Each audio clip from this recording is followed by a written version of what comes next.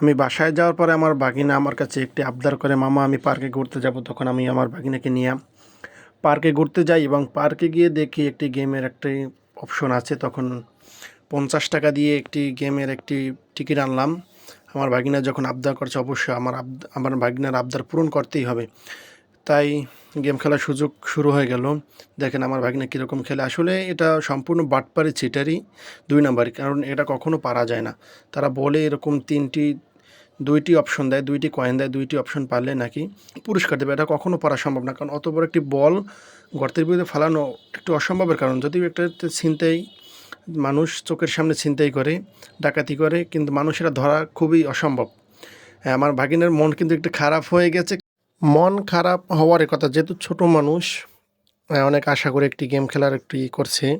যেহেতু পারে না, হেরে গেছে, অবশ্যই একটু মন খারাপ করারই কথা।